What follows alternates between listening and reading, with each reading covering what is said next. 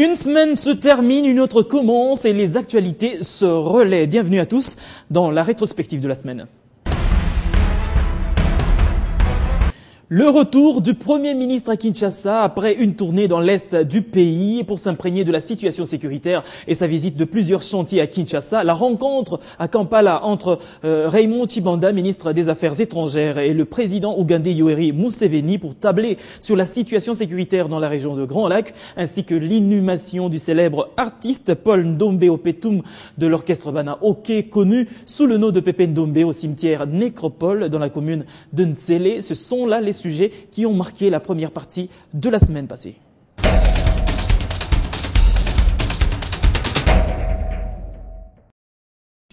À l'aéroport de Kavumu, accompagné des membres de son gouvernement, Matata Ponyo veut s'assurer de la situation sécuritaire qui prévaut au Sud Kivu.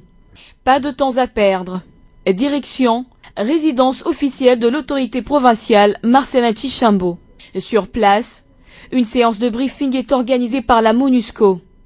Cette séance n'a fait que confirmer le bon partenariat entre les deux parties. Nos militaires et les militaires FARDC travaillent en étroite collaboration. Et les opérations qui sont menées sont préparées conjointement. La planification est conjointe. Les opérations sont menées conjointement. L'appui logistique est donné. L'objectif de l'opération est défini ensemble. Si elle a été maîtrisée, c'est parce que justement, nos militaires et vos militaires ont travaillé la main dans la main. Après, le Premier ministre a réuni autour de lui les membres du gouvernement qui l'accompagnaient dans ce voyage au franc. À cette rencontre, des questions importantes sur l'amélioration des vies des militaires et de leurs familles ont été au cœur du débat. Une occasion pour le Premier ministre d'effectuer la visite du camp Sayo, nouvellement réhabilité, où sont logés les défenseurs de la patrie. Soucié de réaliser la vision du chef de l'État, Joseph Kabila Kabange, dans le cadre de la modernisation du pays, le Premier ministre Matata Ponyo, aussitôt rentré ce 10 juin 2012 à Kinshasa, a inspecté les travaux en cours de réalisation dans la partie est de la ville de Kinshasa. Le quartier Mikondo où les buses en béton sont en train d'être posées et le quartier 3 ont attiré l'attention de Matata Ponyo Mampon qui a reçu des explications du ministre des Infrastructures, Travaux Publics et Reconstruction, Urbanisme et Habitat, Fridolin Kassouchou Moussoka, et du directeur général de l'Agence congolaise de grands travaux. Le temps presse face aux défis majeurs auxquels fait face le pays et le chef du gouvernement a apporté ses conseils et fait des observations pertinentes pour que la vision de l'initiateur de la révolution de la modernité soit concrétisée scrupuleusement ici tout en respectant des standards internationaux en la matière. Plus le jour passe, plus la République démocratique de Congo se remet sur la voie. Mais il faut un sens élevé de sacrifice, de l'oubli de soi, pour l'avantage de la communauté.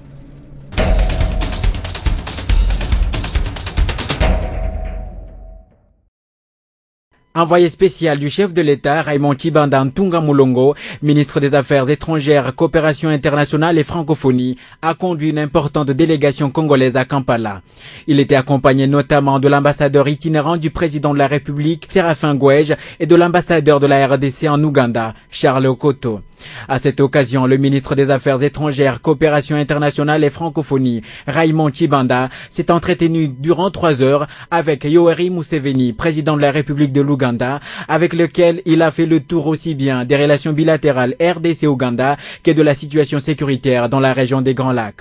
Rappelons que la RDC et l'Ouganda sont membres de la conférence internationale sur la région des Grands Lacs, cette organisation régionale des 11 pays de la sous-région qui travaille pour la paix, la sécurité, la stabilité et le développement dans la région des Grands Lacs et dont l'Ouganda assure en ce moment la présidence en exercice. À l'issue de cette importante rencontre diplomatique entre la RDC et l'Ouganda, aucune déclaration n'a été faite à la presse. Transformé en établissement public à caractère scientifique et technique depuis 2009, l'Office congolais de contrôle joue et entend jouer son rôle et sa mission en tant que tierce partie à l'évaluation de conformité dans le domaine de l'inspection, de la certification, des essais ou analyses et de la métrologie en se référant aux standards nationaux, régionaux et internationaux. C'est à ce titre que votre organisme est membre et participe aux travaux d'importants organismes internationaux et régionaux chargés de la normalisation et de l'évaluation de conformité, en l'occurrence le COMESA, la SADC, l'ASSO Oran, la Commission électrotechnique internationale ainsi que l'Organisation internationale de la normalisation ISO-ANSI. C'est au sein de l'ISO que l'Office a été invité et a eu le privilège de participer à l'élaboration et à la stratégie de mise en œuvre de la norme sur la responsabilité sociétale dénommée ISO 26000. Cette norme présente des lignes directrices pour tout type d'organisation, cherchant à assumer la responsabilité des impacts de ses décisions et activités et en rendre compte. Donc, il a paru opportun à l'OCC de présenter une telle norme à l'Auguste Assemblée sur la problématique de la responsabilité sociale des entreprises.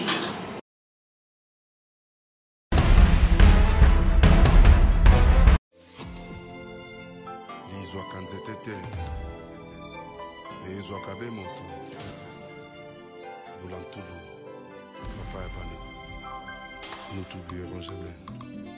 Adieu. La tristesse se lisait dans les visages, ici au stade des martyrs de Kinshasa, où la dépouille de Ndombe Opetum était exposée depuis lundi. La famille du défunt, amis, fanatiques et même les autorités politiques étaient présents pour rendre un dernier hommage à cette grande signature de la musique congolaise. Pépé Ndombe s'en est allé. L'artiste ne chantera plus, mais il était grand et laisse un grand répertoire musical.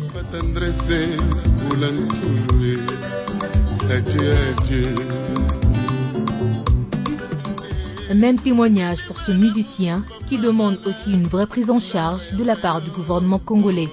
Décédé depuis le 24 mai dernier de suite d'une crise cardiaque, c'est ce mardi 12 juin que l'artiste Ndombe Opetum a été conduit dans sa dernière demeure au cimetière Métropole dans la commune de Linsélé après l'hommage qui lui a été rendu.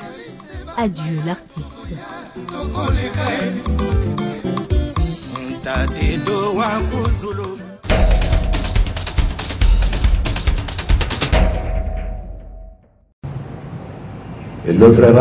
Dans son adresse au corps diplomatique en rapport avec la situation sécuritaire dans l'est de la RDC, le ministre a plaidé pour une coopération bilatérale et multilatérale mutuellement avantageuse avec les partenaires. Le chef de la diplomatie congolaise a rappelé tout de même les résolutions pertinentes pour le maintien de la paix et de la stabilité dans la région des Grands Lacs. Par-delà la promotion de l'image de notre pays et la défense de ses intérêts vitaux,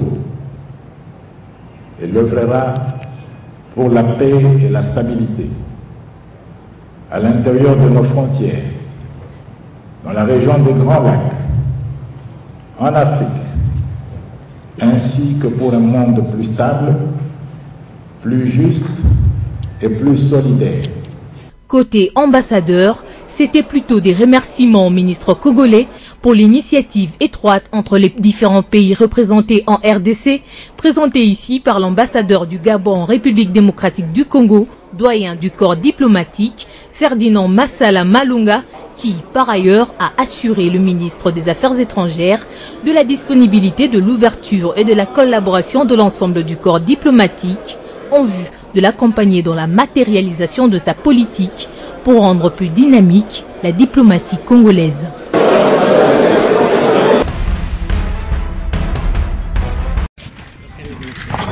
Mwanda, province du Bas-Congo, lieu par excellence d'actualisation de la révolution de la modernité, avec le point d'atterrage qui reçoit la fibre optique. Cette délégation de Kinshasa, conduite par le ministre de Poste, Téléphone et Nouvelles Technologies de l'Information et de la Communication, est venue s'imprégner de manière concrète de la situation ayant trait à la connexion de la fibre optique, mais également tenter de trouver des vraies réponses aux préoccupations du député national Emery Okunji, auteur de la motion sur la fibre optique à l'Assemblée nationale. Tout a été visité de fond en comble. La ligne marche, elle fonctionne. Vous pouvez voir Kinshasa, vous avez Kinshasa depuis ce matin. Du centre terminal où arrive le câble en provenance de Kinshasa jusqu'au point d'atterrage. Contrairement à ce qui se raconte, il se développe une intense activité. Il y a eu beaucoup de petits obstacles dits à la transmission de certains documents tels le plan. Vous savez que nous devons être, voilà, par Alcatel, nous devons être en conformité avec les normes internationales. Et là, on ne peut pas être en avance, voyons. Donc, on attendait le plan. Nous avons déjà ces plans et là, on est déjà à 30% de l'ouvrage. Donc, je crois d'ici fin juillet, nous serons à mesure de livrer, en fait, au maître de l'ouvrage son œuvre. L'une des raisons qui a fait rater la connexion à la fibre optique, c'est la première entreprise qui construisait le point d'atterrage. Les normes n'étant pas respectées, tout a été ramolli au mois de mars. Ces images parlent. C'est un cimetière, barres de fer, briques cuites non conformes, des chambres de visite mal réalisées par l'entreprise indienne Smart IDs. Vous ne pouvez pas se permettre, vu la qualité de l'ouvrage exécuté, de vouloir le réparer sommairement pour arriver à avoir quelque chose qui serait esthétique et qui n'aurait pas été solide. Donc on a pris la décision de tout raser. Aujourd'hui, c'est l'entreprise italienne Doreco qui a pris le relais. Il faut 4,7 millions de dollars américains pour accomplir le travail. On a dit tout démolir et commencer à zéro. Il s'est respecté pour le 30 juillet. Tout n'est pas encore perdu. La République démocratique du Congo espère encore, mais la défaillance de l'entreprise Smart IDs, qui a fait perdre au pays plus de 20 millions de dollars, aura à coup sûr des implications juridiques. Et quant à la seconde partie, elle a été ponctuée par la clôture de la session de mars à l'Assemblée nationale, la mission d'inspection du ministre des PT antiques Trifon Kinkemulumba à Mwanda dans la province du Bas-Congo pour savoir où est-ce qu'on en est avec le centre terminal, le point d'atterrage, puisque la RDC, il faut le rappeler, avait raté la connexion à la fibre optique. Et la seconde partie a été également marquée par l'inauguration officielle du centre d'instruction de Mogunga au Nord Kivu avec une capacité d'accueil de 500 éléments de la police par le ministre de l'Intérieur, Sécurité et Décentralisation, Richard Mouège. Je vous propose donc de suivre cette synthèse.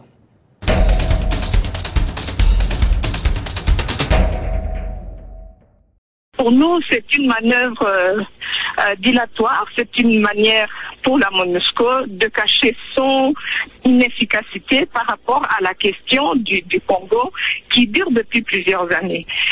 Bien évidemment, c'est pas la première fois, mais on ne peut pas porter d'accusation sans preuve. En réponse aux déclarations de la ministre des Affaires étrangères du Rwanda, Louise Mushikiwabo, en rapport avec l'action de la MONUSCO en RDC, la réponse de l'ONU ne s'est pas fait attendre. Revenant à la charge, Hervé Latsou, secrétaire général adjoint des Nations Unies pour les opérations de maintien de la paix, a démontré que la MONUSCO a concentré la plus grosse partie de son personnel militaire dans l'est de la RDC, en faisant son maximum pour assurer la protection des civils. Ces déclarations par médias interposés démontrent les désamours qui existent aujourd'hui entre le pays des Kagame et l'ONU.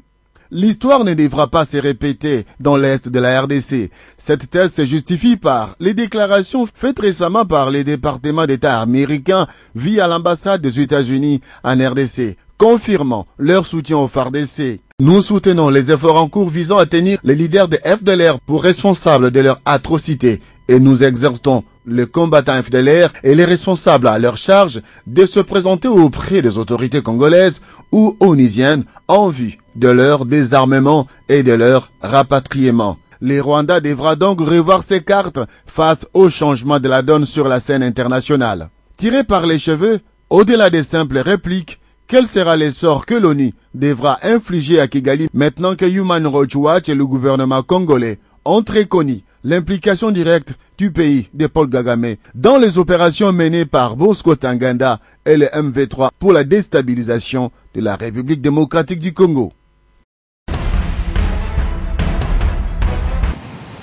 Pendant 3 heures, la délégation du ministre Raymond Tshibanda, composée notamment de l'ambassadeur itinérant du chef de l'État, Séraphin Gouège, et de l'ambassadeur de la RDC en Tanzanie, a fait les tours aussi bien des relations bilatérales RDC-Tanzanie que de la situation sécuritaire dans la région des Grands Lacs où les deux pays jouent un rôle prépondérant. C'était aussi une occasion pour le ministre d'échanger avec la